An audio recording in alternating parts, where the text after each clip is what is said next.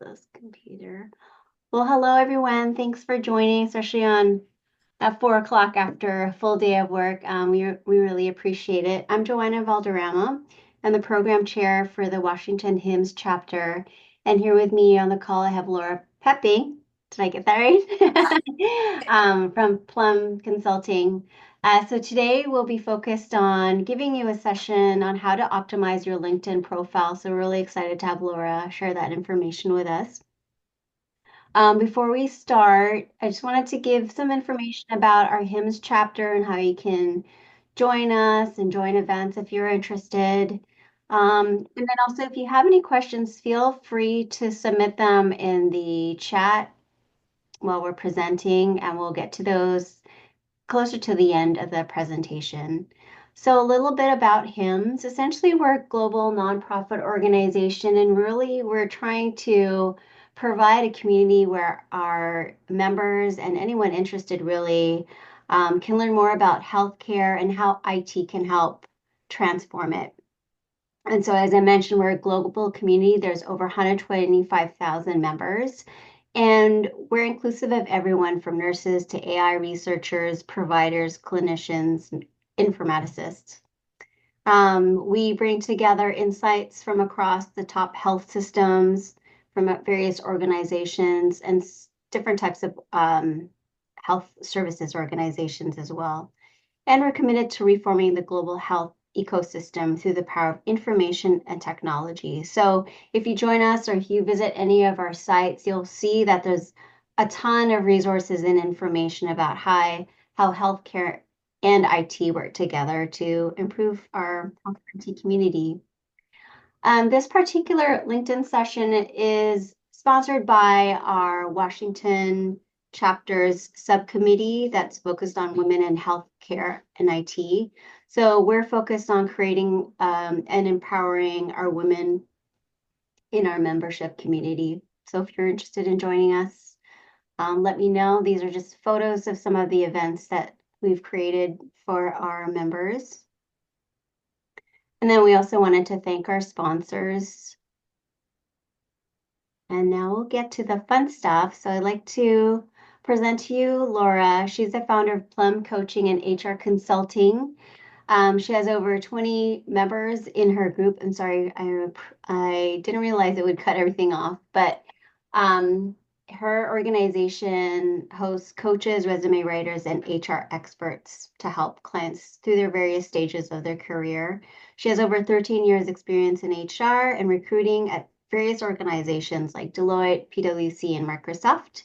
And outside of work, she's the proud mom of two successful daughters, and she loves traveling with her husband, Scott.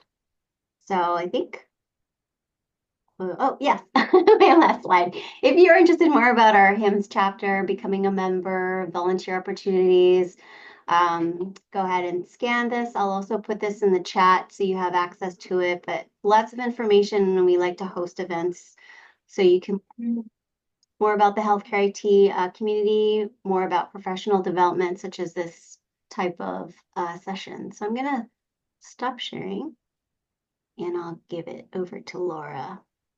Okay, great. Thank you so much, Joanna. And I really appreciate this opportunity to be able to meet with all of you, with this group of members. I'm going to go ahead and share my screen. Of course, immediately I'm going to go to LinkedIn, but that's not really where we're going to start. We're going to start, of course, where everyone starts with a PowerPoint, right? So it's funny, when Joanna was doing the introduction and said I had 13 years of experience, I actually have like 25 years of experience, but that was my typo, and I don't know why, because I'm the one who gave Joanna that information. But you'll learn more about me in a moment. But really, I really want to just get started and, just like Joanna, acknowledge that it's 4 o'clock-ish here in Seattle. I don't know where you are, but that is kind of late in the afternoons. The fact that you're spending an hour plus with me in this workshop, I just give you total props for that. That's just amazing. So thank you so much for your time. And those who are listening in a recording while they sit on the comfort of their couch, good for you too. That's great. Okay, so I want to tell you this is a working workshop. And what do I mean by that? I actually am going to encourage you to make changes in real time if you want to. So if you're good at multitasking and you want to make some changes to your profile, well, we are in this workshop and you can pay attention to what I'm sharing. Or if you want to just listen to the workshop and refer back to it on the recording later, that is fine too. But before we do anything, I want to tell you that before we make any changes to your LinkedIn profile, and if you are on LinkedIn at the moment with fingers hovering on top of keyboard, please make sure you hide your updates. What I mean by that is I know if you've been on LinkedIn, you have seen postings on your feed where it says Laura updated her latest job, or Laura updated her photo, or Laura updated something. We don't want to alert the masses when you're making changes to your profile. So what I've done is I put steps here on how to hide any changes that you make. And typically I go into LinkedIn and show you how to do that, but we have an abbreviated period of time. So here are the steps. In the top right-hand corner of LinkedIn is a small photo of yourself. And if you don't have a photo there after this workshop, you're going to know why it's really important that you do. You're going to click on that icon of yourself and you're going to click on settings and privacy, which will be a drop down. When that opens up on the left-hand side, there'll be an option of visibility. And when you click on that, where it says click on share profile updates with your network, you want to toggle that to no. And again, you may not be doing any of this right now in the moment, but I really want to drive home the point that you don't want to let everyone know every time you're making a change to a period on the end of the sentence or anything. The only time you want to toggle it back to yes is if you change your photo after you've updated your whole profile. And the reason is when you add a new picture or change a picture, it gets more eyeballs on your page. And I'll be talking about that in a moment. Okay, it's really not that fun if you're a presenter, and I'm sure many of you have been, if you don't know who your audience is. So I have two questions for you. I want to know where you are. I am right now in what's called the center of the universe, Seattle's Fremont neighborhood. And if you're from Seattle, you know Fremont is a really quirky place. But if you could put, that's why we say it's the center of the universe, why not? It could be. If you could put where you are right now, that's really helpful. Sumner, wow, awesome. North Bend, awesome. Burien, yay. We're going up and down the corridor. Bothell, yay. Love Bothell. Linwood, yes. Not been Linwood way too many times for shopping. Redmond, worked there for 15 years. Kirkland, awesome. I hope you're having someone in your family looking outside. It's probably a beautiful view right now. That's so helpful to me. So basically, you're all my neighbors right now. There's no one coming in from Beijing or something like that. So that's just really interesting for me to know. Okay, so the other thing that, oh, in Oak Harbor, very nice. I have friends who live there. It's beautiful. Okay, what I really believe is I never want anyone to attend one of my workshops and think that 60 minutes I'll never get back. What I want is to present information. I have my own agenda, but I want to present information that is valuable to you, that makes you believe that this was a good investment of your time. So if you would do me a favor, if you have something that you want to get out of this workshop, the reason you signed up, go ahead and put it in the chat. It can be something as simple as I have a really old profile and I want to figure out how to zhuzh it up, or it could be just curious, I'm LinkedIn curious, it can be anything. But go ahead and just think about that for a moment and let me know, because I can actually direct this workshop towards that. Must-haves, updating, post impressions, awesome. Very old profile, very typical. Optimize, perfect. We're going to do all of this. What should be in the about section? So happy you said that, Sabrina, because we're going to dig in on that. Improve your profile, more attention. Awesome. Machine, thank you for that. Anything else? All the above. Perfect, Marilyn. I love that. Just encompass all of the above. Yay. Okay. How to update my job description. Value increase. Oh, awesome. Okay. Perfect. Now, how many years you should have listed in the work experience? Oh, on the fringe of ageism. Really valid question. And whoever M. Cruz is, Ms., Mr., if you would remind me about that. I just realized that was a direct message, but I do think it's really important to talk about that, to be honest. And I apologize for not realizing it was a direct message. More views and show up, more searches. Excellent. Okay, perfect. We are going to cover basically all of that in this workshop. So stay tuned. So here are the things that I want you leaving with. And I think we've touched on all of these things, on the things that you asked us to cover.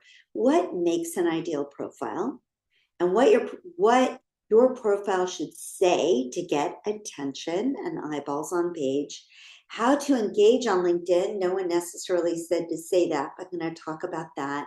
And how to connect with folks in an authentic way on LinkedIn. But the most important thing for you to know is you will know at the end of this workshop what your profile should look like, because I am going to show you what a great profile looks like with a real client on a real LinkedIn page. So you'll have someone, and I've given her a heads up that if she has a ton of people looking at her page after this workshop, she'll know why.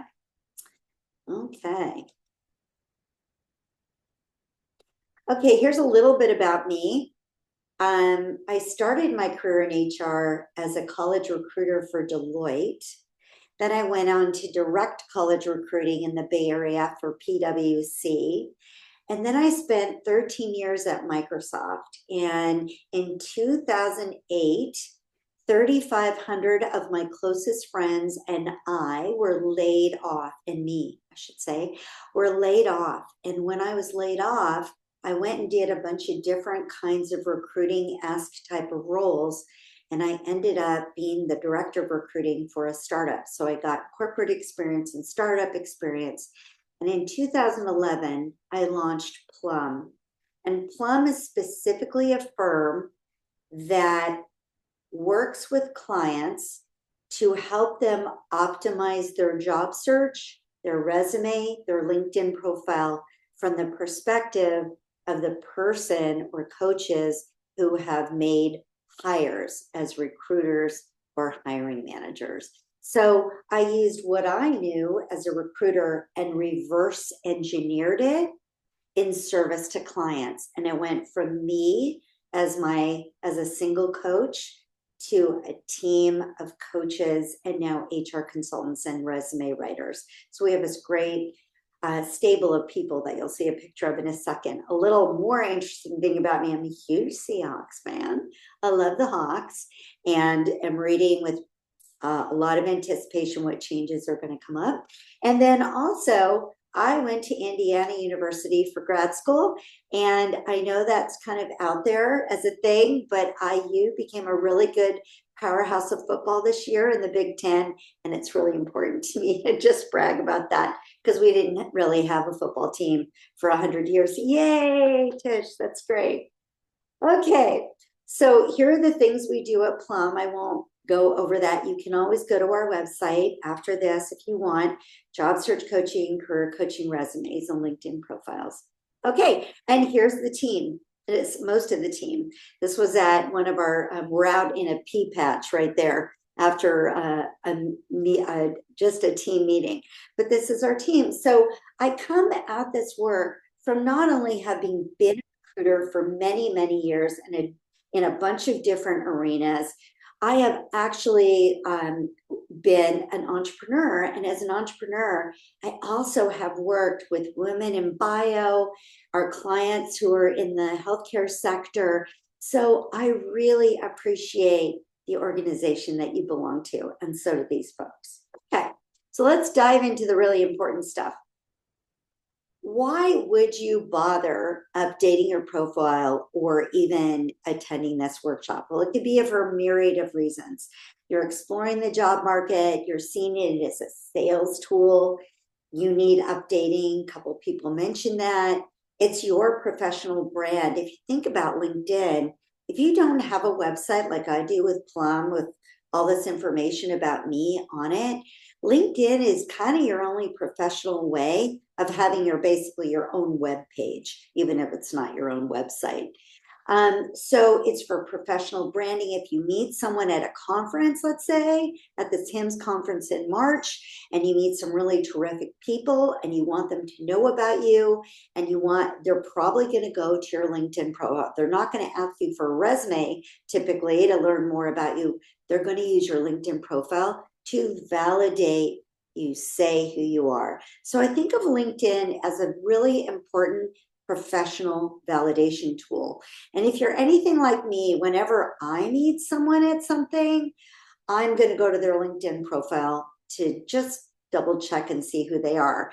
And when they're really kind of mediocre LinkedIn profiles, I'm like, well, this is me. I'm like, wonder what's going on there. But there's no reason not to optimize your profile to get more attention and more people interested in you, whether it be from a business perspective, a networking perspective, or a job search perspective.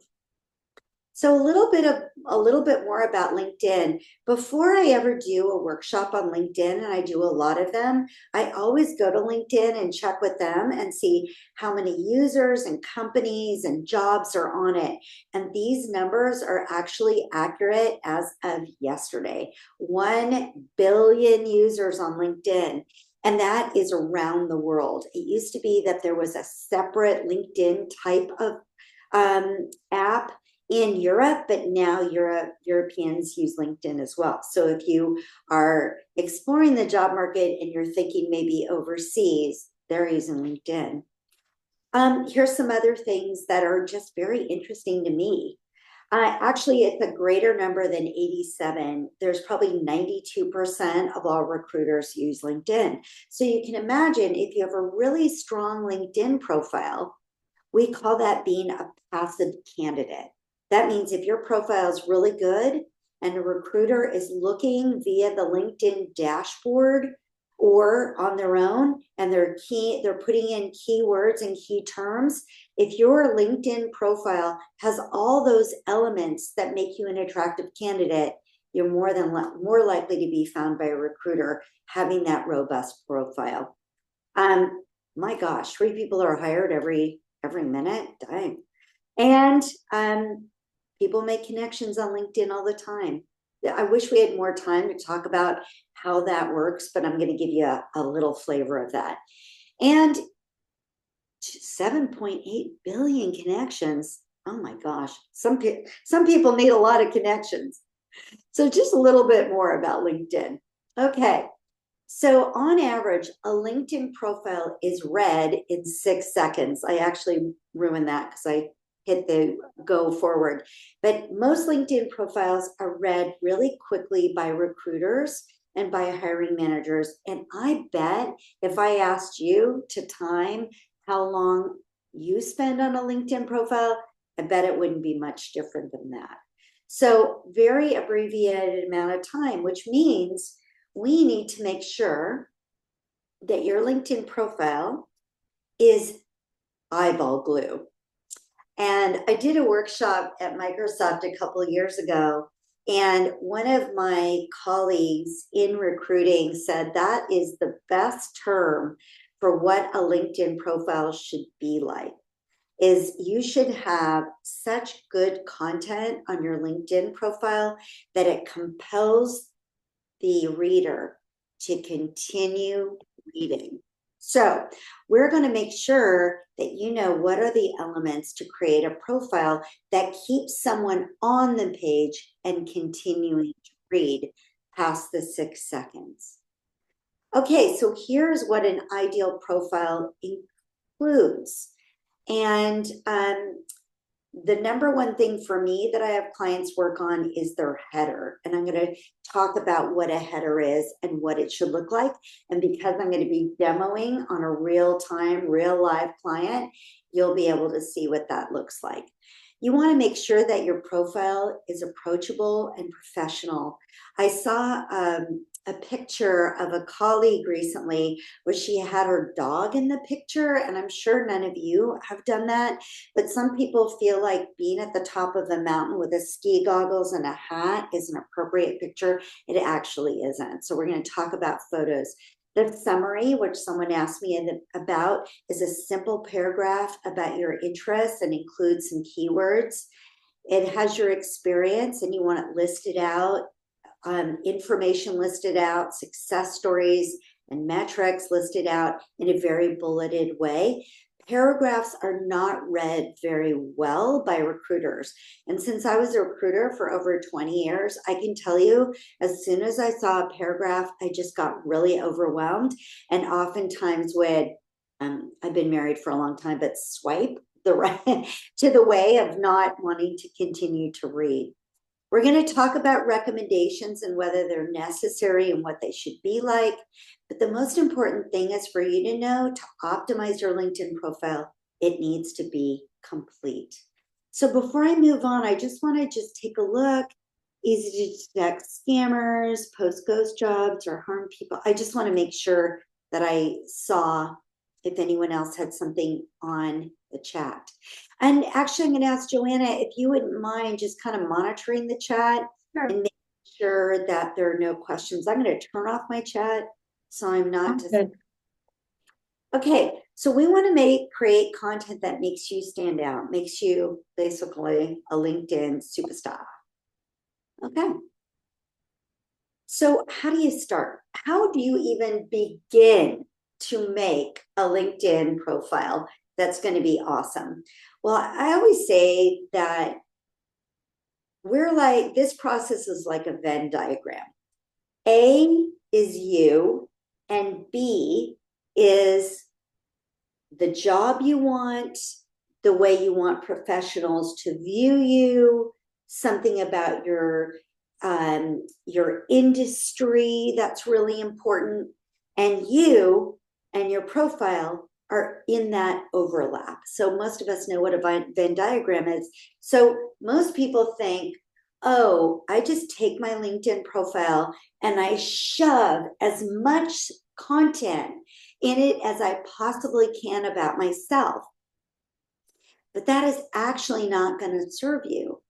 Like any product, you need to do your research and better understand either A, what the market wants for a candidate in that job, or B, what your industry wants to see to have you show up as a subject matter expert, and you overlap those two things to create your profile. So these are some questions you need to ask yourself. What is your target job or your target customer if you are in sales or you're related to serving customers and you're just trying to update your profile? So for example, if you are an IT leader or someone in the sector of healthcare IT and you're attending meetings and you want to make sure that if someone goes and looks at your profile, that it's showing up where the content is valuable and relevant and where you overlap with that industry expertise. So for a job, what are the job requirements? That's the easiest like, it's not even a cheat. I always go to requirements to a job and understand what those needs are and make sure that the content that I put on my LinkedIn profile and even my resume, because most of our clients start with a resume, is relevant to the job and uses all the same key terminology. I'm just going to move something here. What do your customers want to see if it's related to meeting customers? What would they want to see to be comfortable with the fact that they are connecting with you? Oops, let me go back here. And where does your experience, again, overlap with those things? So people want to get started on their LinkedIn profile right away. And I love that. I love that energy. However, we want to do the research first. We want to think about, what does the end user want? If you're in IT, you never just start developing a solution. You go and talk to your customers, you ask them what they want, and then you work with your key stakeholders to make sure you're meeting the needs of your customers or end users. And the same is true of LinkedIn. You want to go and do your research and then bring it back and integrate that into the content about you. So keywords are a thing. Everyone hears keywords and they go, yeah, keywords.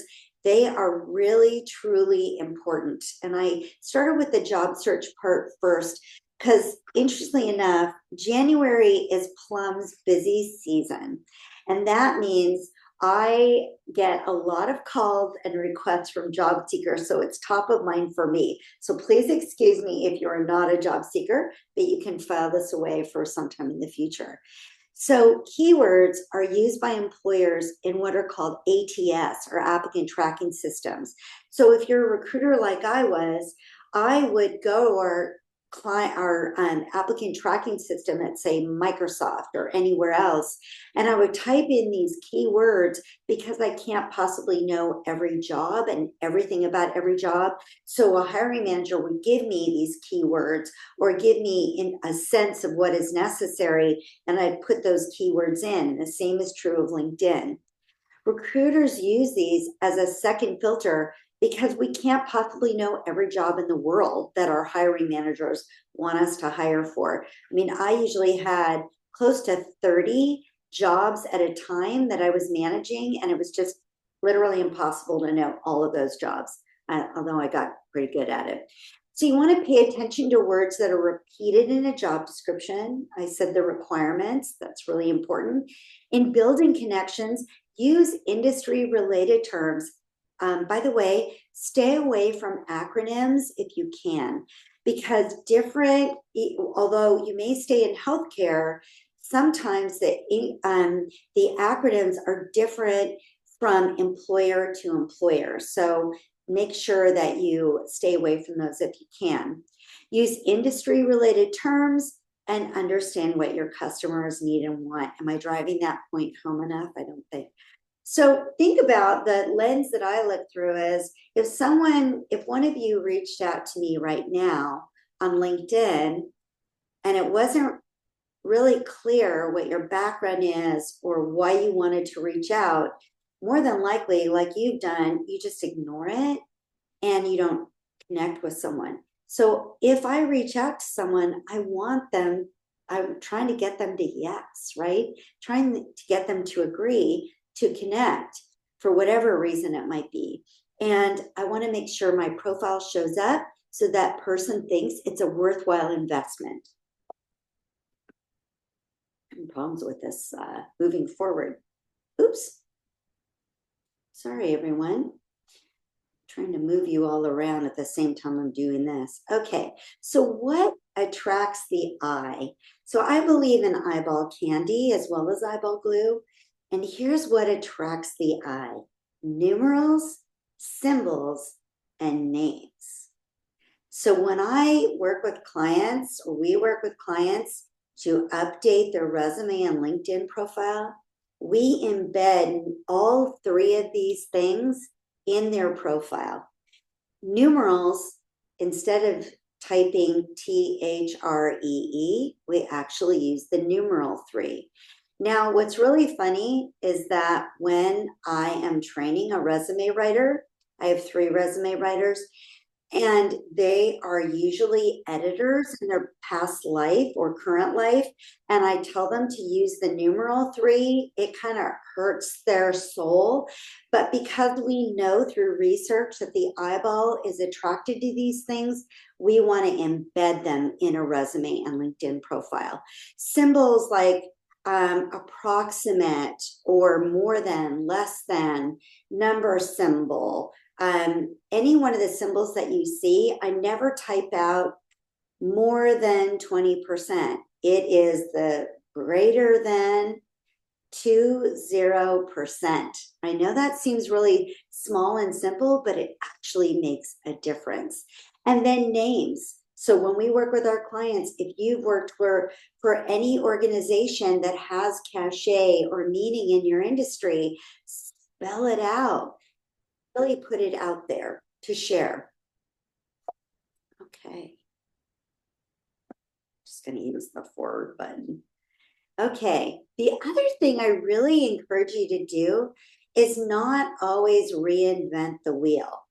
If there are people in your industry or people doing a job that you'd like to transition to, go out and do your own search and look for profiles that actually align with your interest or background and see what other people are saying about themselves. What's kind of funny is that once you update your own profile, you'll go over to other people's profiles and go, well, that's not a very good profile. You start kind of getting a little judgy, which is kind of funny.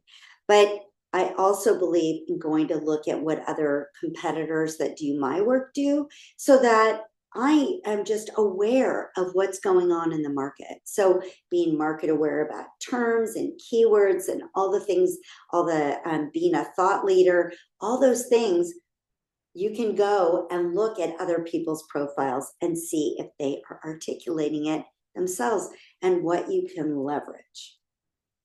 Okay, so now here comes the fun part. This is an actual Plum client who we recently worked with, and I asked her permission if I could share it. By the way, don't worry if you update your profile or work with Plum. We don't just throw your profile into a big conference or a meeting. We actually ask your permission. So this is one of our clients, and I personally work with the client, so it was an easy ask. So I'm going to go ahead and actually go to her profile. And here is Andrea's profile. And the first thing you'll notice is that it is visually appealing. It's got a banner, not the banner that LinkedIn provides you, which is these light shades of gray and blue, but just a really compelling, lovely photo. For some of my clients who are in tech or in healthcare, we actually choose a banner photo that is related to their industry. In Andrea's case, we didn't do that. Now, what you'll also notice is that Andrea has a lovely photo and it is offset. It's not right directly in the middle. Now, why do I point that out? Why does that matter? Because we want to create eyeball glue. We actually create an offset picture because the eyeball goes, wait, what? Wait, hold on a minute. That's not right in the center. So if you look like you are in a picture, a jailhouse picture, and it's really close like that, and your face on, people don't find that compelling. But when it's sort of interesting and offset, for some reason, the eyeball likes it. Okay, then the other thing, remember I told you that I'm really into this header. Here's the header right here. Senior Operations Management, Grant Management, so on. This isn't necessarily just her job title. So LinkedIn will always put in your header your current job.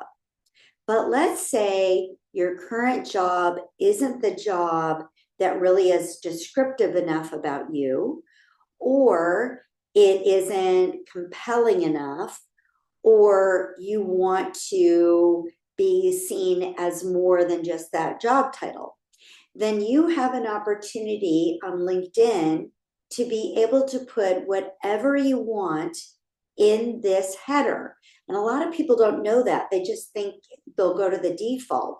But you can actually edit this in LinkedIn, and notice it's all in capital letters. And we have the up and down symbol between each of the terms to just delineate between each one. Otherwise it's a run-on term. And it's easy to read. If you are landing on Andrea's page, you'd be able to understand who she is and what she does. She wasn't a grant manager, she was a leader, but grant management is part of what she wants to be known for. So we've got that at the top of the page.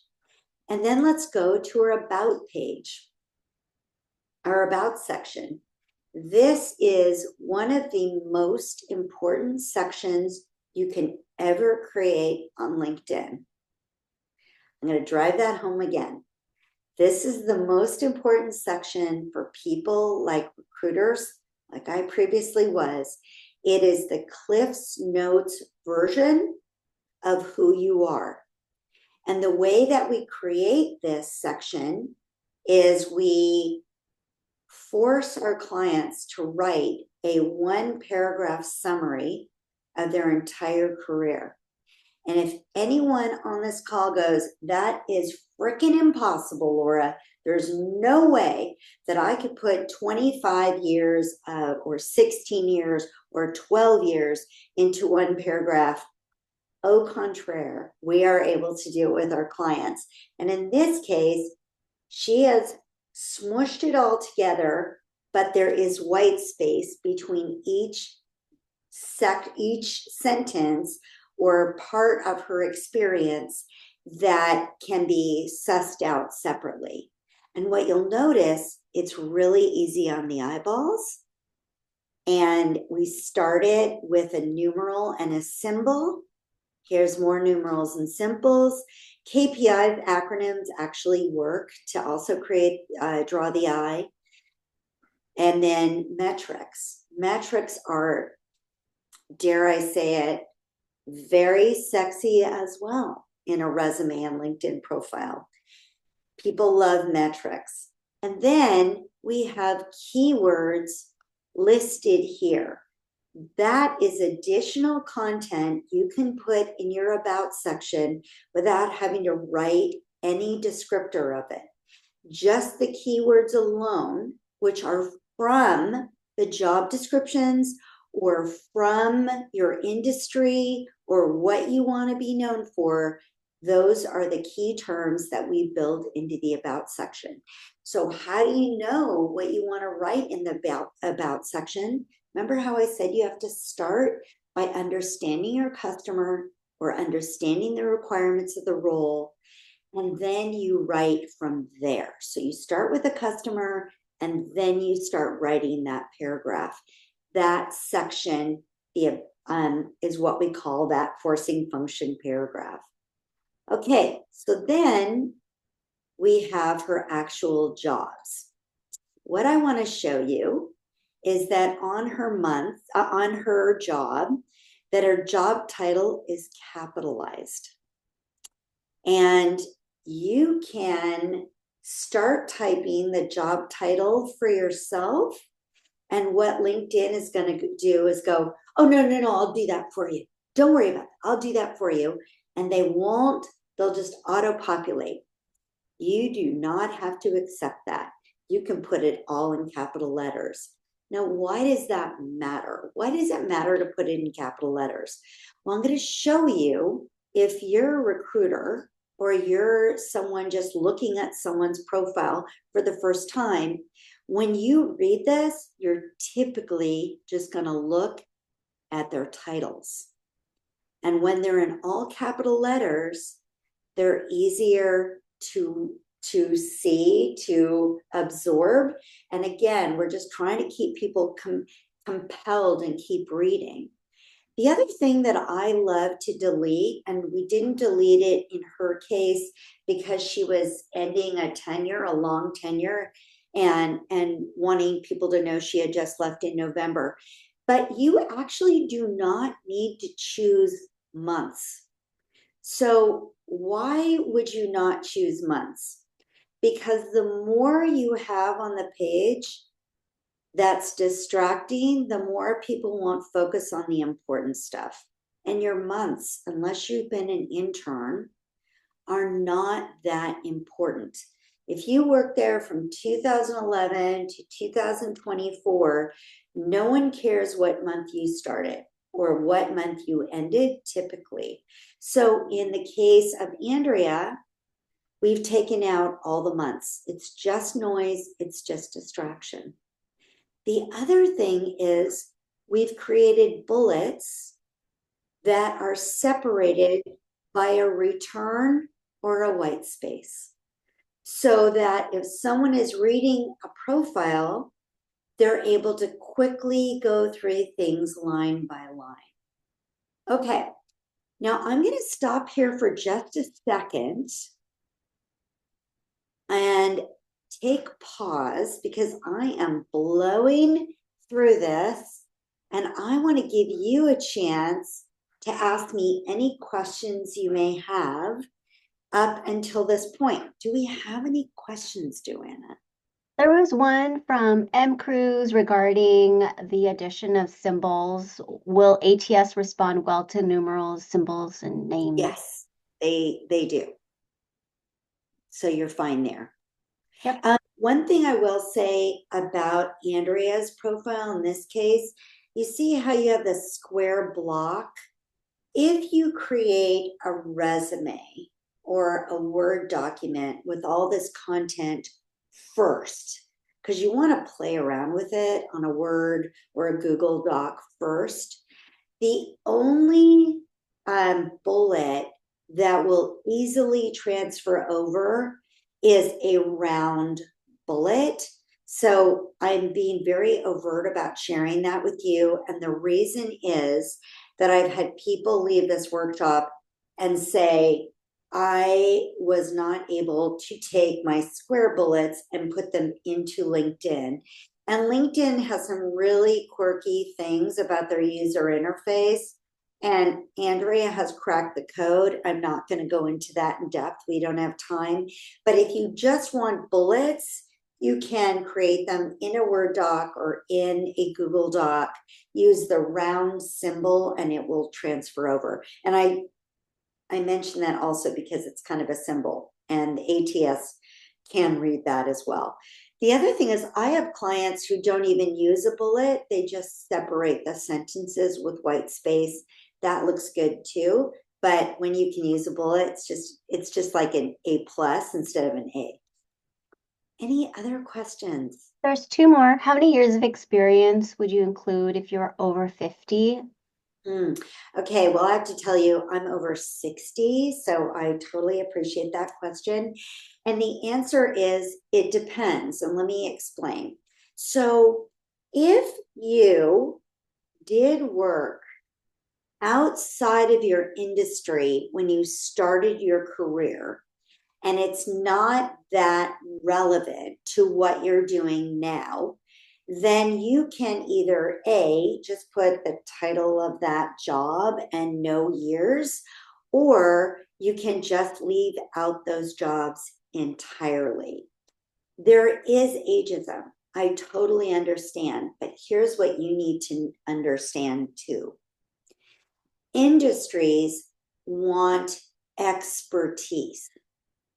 So if you did something 15, 20 years ago that still has a value today, in other words, you were the first person to come up with the idea at Epic to do this, or you worked on one of the largest projects that Pfizer ever developed, or whatever it might be, we don't want to lose that content. So even though it may have been a number of years ago, that is important, relevant content that we don't have any, we don't can't put it anywhere if it wasn't done recently. So you have to weigh the importance of the content, but really dated content isn't necessary. Any other questions? Yes. Acronyms in the header, is it good or bad? For example, Doctorate of Nursing Practice, would you spell that out or would you put DNP?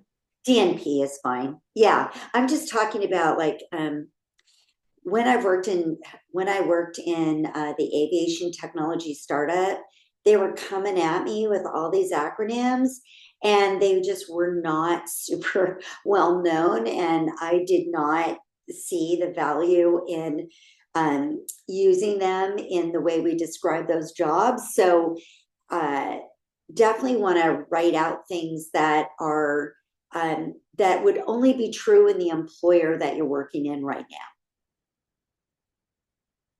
Anything else? And how long do you suggest addressing long gaps due to medical recovery? Oh, that's a great question.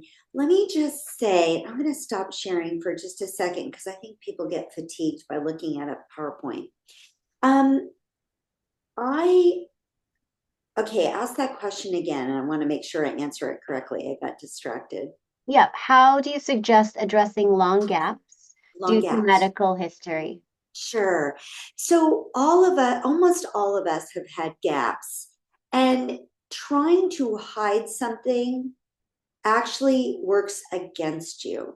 So what I would do is if there was, let's say I make this up, a 7-year gap between 2011 and 2018, just put the two jobs that were before 2011 and then 2018, just put that in there. If a recruiter or a hiring manager wants to better understand why that gap exists, they can ask you.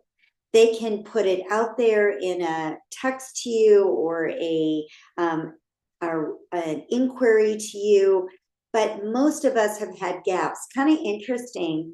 If you've stayed home to raise kids, there is now a family option for that gap. And I don't even think it's a gap, to be honest. If you're raising kids, that's a harder job than almost any job. Or many of us are in the sandwich generation of older parents and younger children, and we need to take time off. Be unapologetic, be proud of what you've done. The more you have any concern, or I'm not telling you how to feel, but if you have shame about it, I just want you to know from having been a recruiter for over 25 years, making me very old, that there's absolutely nothing about that that is concerning unless I see that there's a year, a year, a year, a year in job. 1 year after the next. That's the hardest one to explain, but not gaps. Either for health, do not write on your LinkedIn profile that you took a gap for health purposes. That is not appropriate. And here's why. If anyone on here is from HR, they will tell you as soon as you show me that, that puts me in a really precarious legal position. I don't want to know that because then you could say that I'm leaving you out of the candidate pool, and we don't want that. So just be aware. I wouldn't put that on your LinkedIn profile. Any other questions? Did we answer this? I can't remember. How to easily detect scammers that post ghost jobs or can harm people who are actually searching for real job postings. That is a really good question. So, excuse me, if someone reaches out to you and they say they're interested in you for a particular job, you can do what they're doing, which is you can go to their LinkedIn profile. If their LinkedIn profile does not look legit, then absolutely do not accept that invitation. that so you can do your own homework. Is this person for real? So I, for example, had one of my resume writer jobs was open, and having been a recruiter, I decided to approach candidates myself rather than just post it first. And I approached people, but I knew that they'd know I was legit because if they went to my profile, they'd see that this is what I do. Um, there is that scamming going on, but usually you can suss it out pretty easily by going to their profile. Anything else before I go to the next? That's all we have. Okay, great. So I want to actually go ahead and bring you back to sharing screen to our link to our PowerPoint. So I'm going to go ahead and share and go back to PowerPoint and just talk to you about your summary for a moment, since I was so all in on your summary. So you want it easy to read, you want white space, you want to integrate those keywords that you've done the research on, you want to mention employers or any clients that are non-proprietary. So if you're like, for example, I can never tell you who our clients are because it's confidential. So I'm not going to mention any of them, including we do outplacement work for corporations, and we can't even share those with you. So you don't want to do something that will put you in any sort of harm's way. But anytime you can name companies that you've worked for or people you've supported, that's a really great thing. And then metrics. So all these things exactly same what I said before. Okay. Okay, so what I did, and you can look at this later, you can review it on your own, but I actually created a one paragraph summary from a previous client who I haven't worked with in a while, and I did change who they worked for, so their confidentiality is safe. But I did that forcing exercise myself, where I took someone's entire career and what they've worked on, and I created this one paragraph summary. And I just highlighted those key elements that are really important. So, for example, I said what this person did, I put in a numeral, I put the names of the organizations they worked for. There is an acronym, but I think everyone knows HIPAA because I don't think I've ever been to a doctor visit or anything where someone didn't ask me about it. So hopefully people know what HIPAA is. But this paragraph is to inspire you, to get you to think about how would you create that about section or summary on LinkedIn. So I'm going to go back to the profile in just a moment, but I also want to talk about recommendations. And by the way, are all of you just seeing the slide? Joanna, are we seeing the slide? I just want to make sure. We see the slide and then the thumbnails on the left. Okay, so let me just go to presentation mode. You don't need to see the thumbnails. So recommendations are icing on the cake. So when I looked at a candidate, if I was direct sourcing them, meaning I was going out to look at them, or I meet someone at a conference of other female entrepreneurs, and I go and I look at their LinkedIn profile, I will look at all their their job titles and when they were there. And then I go down to the bottom, I scroll down to the bottom and I see if they have any recommendations. If the recommendations were written in 2011, it's, as they say in the South, bless your heart. There's someone on this call that is laughing at that right now. Bless your heart, but it's not that relevant. So recommendations are good if they're kept up to date. And here's what you should know. If you want someone to write a recommendation, tell them what you would like them to say. Not write it for them, but just say, I'm going to the HIMSS concert in March, not concert, HIMSS conference in March, I am going to be doing a lot of networking at that conference. I want to show up as a subject matter expert. Susan, you and I work together on this project. Would you mind? Here's a link to my LinkedIn profile. Would you mind writing a very brief sentence or two about how you experienced our work together as a recommendation? By giving people exactly what you want them to write rather than sort of pulling out what they want to say, then you get really relevant content to what the value is for you. The other thing is always reciprocate. If you ask Susan to write you something, say, and I would be delighted to write one for you. So that puts a filter on who you ask to be someone to write a recommendation, right? Because if you're asking someone that you don't really like that much, but you know they had a really great perspective about your work, you definitely want to reciprocate. So you'd want to probably pass on that person, at least in my experience. Okay, let's talk about engaging on LinkedIn. So, the very, very, very first thing you want to do before you ever engage on LinkedIn is to complete your profile. You want it to look good. I say that you never want to answer the door when you get a knock on your front door.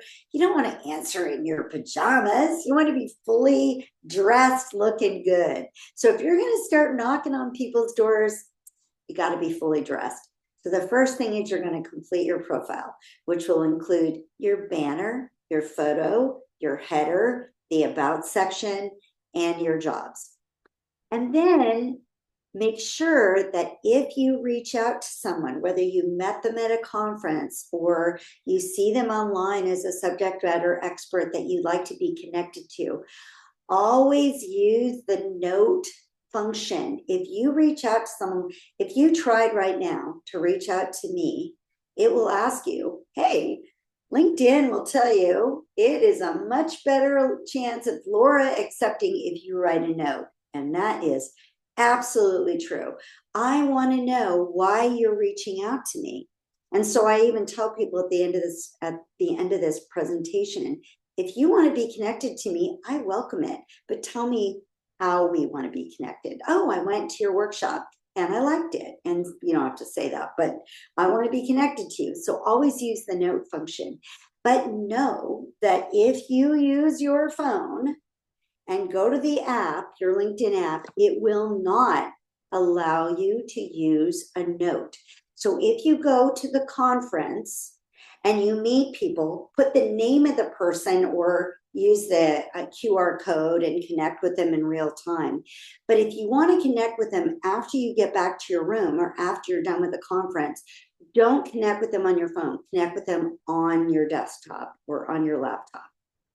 Make sure that if you see something really interesting, the easiest way to start generating eyeballs on your page is to actually weigh in on what other people are saying. So, for example, when I see someone I used to work with at Microsoft saying that they're retiring and that they're leaving their job, usually I will weigh in and say, congratulations, Erica, that's so great. You made such a difference there. Your thought leadership and supply chain management was spot on. And then what I notice is my numbers go up. People go, who's that saying these really nice things about Erica? Or who is this person weighing in on the latest way that AI is being used in IT? So super easy peasy way to start engaging on LinkedIn is just to weigh in on what people are saying online on your feed.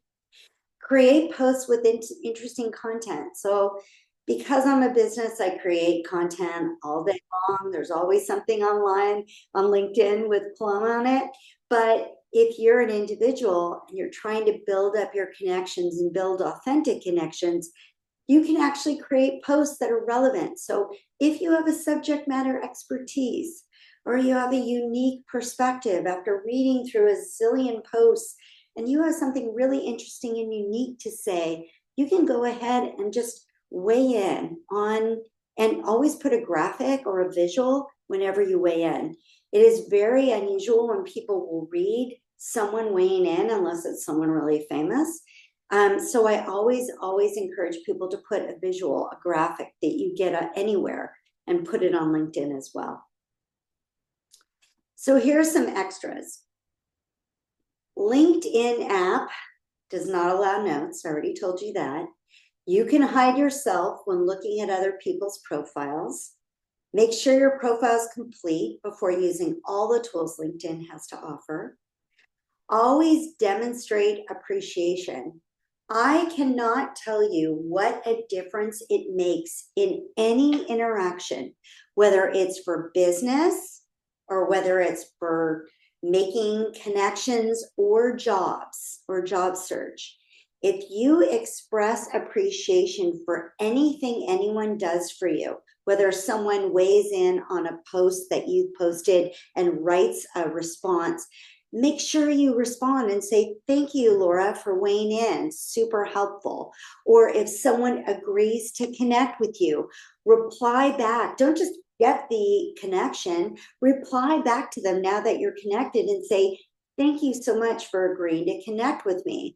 I'm going to continue to follow you and hope to stay in touch. People will be really responsive to that.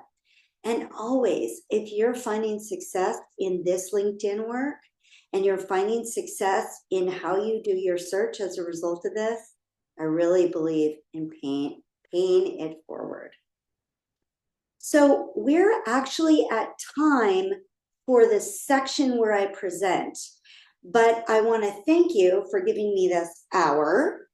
I can always go back, stay longer. We have still 25 minutes left.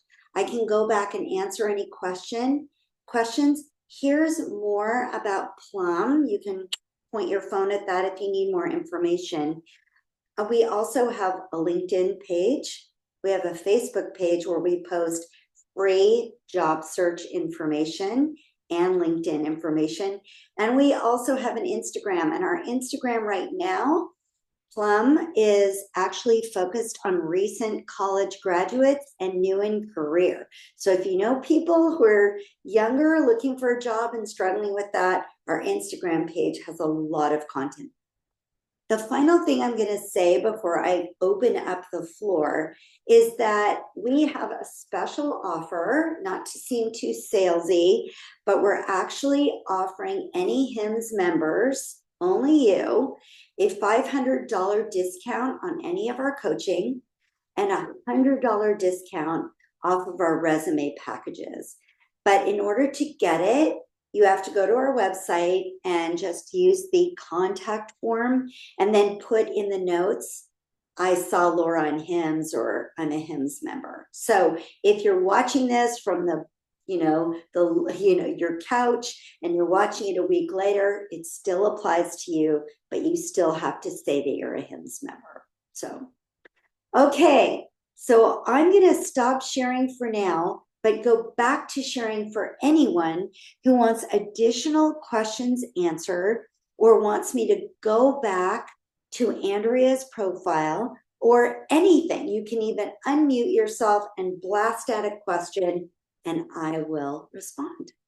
So we have a few in the chat, and I'll start with Mariana's question about how is my liking and commenting activity viewed and reviewed by recruiters?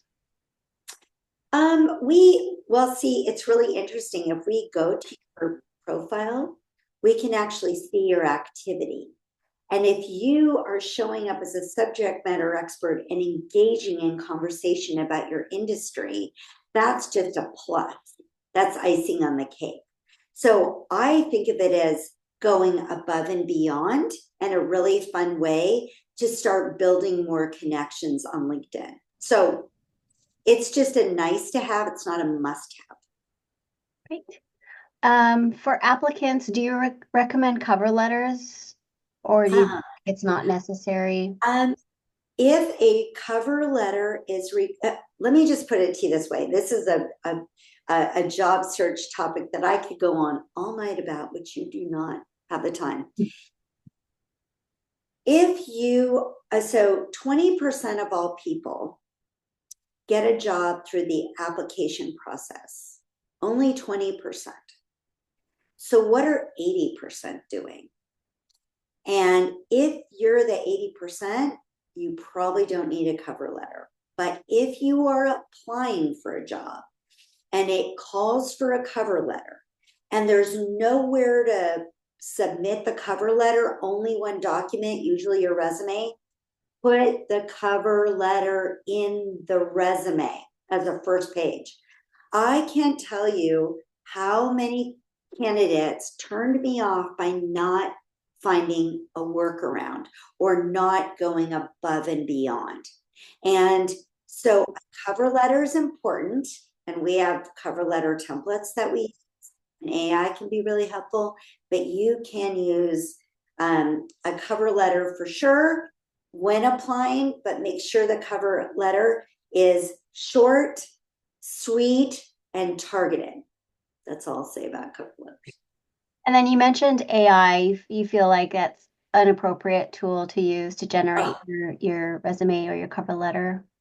it's not a perfect tool. There is never, so our resume writers play around with AI, and there has never been almost any bullet we've created that we haven't had to edit on AI. There's never been a resume that we've created. I mean, I told my resume writers, go create resumes using ChatGPT. And every single one of them came back and said, garbage, but learning. And so it's not the perfect tool, but it is if you need inspiration or you want to leap off of a platform and that's a platform, it can be a solid platform. I will never downplay ChatGPT because it is a tool, and it's a tool that is really valuable for job seekers and people in industry and writing your summary. It can be used for all of that. Perfect. How about educational degrees? Should they be listed chronologically, or would you list the most important one first? Chronological. Okay. Let's see. Is there another one? Is there a way to pause or deactivate the LinkedIn while you do your makeover? So it's like, I guess there's like a Oh yeah. Yeah. draft. Yeah, so I gave directions to that right at the beginning. So if you came in a little bit later, go back when Joanna sends the recording. You'll see at the very beginning, I teach you it's little boy hiding behind a tree. It tells you how to hide yourself. Ah, yes, yes. Let's see, let's see. I think that was it for now on the list. I did remember seeing on Instagram a post, someone was saying, um, to add on your profile like an invitation to schedule time with you so it looks like you're a professional in Uh, your topic. I don't I know. I would find that a real turn off. I have had um, vendors reach out to me and say, we would really love to provide this service to Plum. And here's a way to connect with me through my Calendarly. And I go, no, I'm not doing that. You really want to work, you really want to be of service to me? Let's coordinate that either in real time or through my assistant. I just find that really off-putting. I would not do that. Thank you. I know. Oh, I see another, I don't know how to answer this question. It was asked directly to me, and I don't want to break a confidence. I just want to make sure that this person who's asking about AI, are employers using AI? Is it okay if I answer it for everyone? Okay. Okay. I'm not going to answer it now then because I don't want to break a confidence. Okay. Okay. Oh, it is okay. Okay, Oh, great. Sorry. Um, to see what percentage of your resume and a cover letter are AI generated, they look unfavorable. You know what? Most organizations aren't that sophisticated. The question was, are organizations using tools to determine whether a resume is AI generated? And the bottom line is 90% of the organizations out there are not using that tool. They haven't figured that out yet because the tools aren't that good. They can't figure it out, and they don't want to filter out really good candidates by using that tool. If you have a concern about that, your concern is more important than using AI to create information. What you can do is use it judiciously. That's hard to say at almost 5:30. Use it judiciously. So you would, let's say you want to create a bullet and you're like, I can't figure out how to say this really well. I'm going to go to ChatGPT and play with it. ChatGPT may inspire you to say it a different way. And if you just changed a word or two, it's not going to be picked up by the technology that's reading your entire resume or LinkedIn. Anything else? Jen is asking the verify your profile feature. How is verification helpful in the job search? I think they're all going to end up being verified. I'm verified. I have my whole team verified. Um, I think because there are so many scammers out there, and I got one today on something I posted. LinkedIn they haven't rolled it out yet, but they are going to go to almost all verified because they want to weed out all the scammers. There's a lot of overseas scamming going on LinkedIn, as there is on everything. So if you want to just get it over with, I would just go through the verification and get it done now. What does it involve? I haven't touched it. They can ask you to verify. Sometimes they'll bring it up as a pop-up and say, can you verify? Because there might be something on your profile that they go, what's that?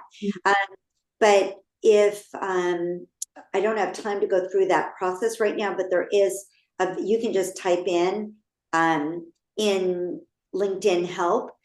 How do I go through the verification process? Gotcha. Okay. LinkedIn help is pretty good, by the way. Oh, okay. But don't ever expect to hear from anyone at LinkedIn. If you have a question for them, terrible. Yeah. Right. Um, Anyone else have questions? I don't see any more in the chat. oh, sorry about the typo. I had a typo on my last slide. That's because I threw that slide up at the very end. Sorry. And there is, let's see. Nope, that's it. I don't see anything else. There was someone who said they were a client of mine on here, and that was nice that they outed themselves. And so, yes, we've worked in this industry a long time, and we love supporting you if you need it. But I hope this was helpful. I have a religion around LinkedIn. I've been doing these workshops for years, and I really want people to find success using LinkedIn. And I hope this was helpful in that journey for you. Yeah, definitely was. Thank you so much, Laura. We really appreciate it. So we're gonna make sure to share the recording on our YouTube channel, and then also we'll share the link in our newsletter. So thanks everyone for joining. Enjoy the rest of your Thank evening. you. And I'll And stay on a Laura. few more minutes. If anyone has any last minute questions, I'll stay on with you, Joanna, for just a few minutes. Sure. Thank you. I'm gonna You're stop. welcome, Stephen. Thank you. Thanks, Mariana, for the. Oh, you're welcome. You're welcome, Nasheen. Thank you.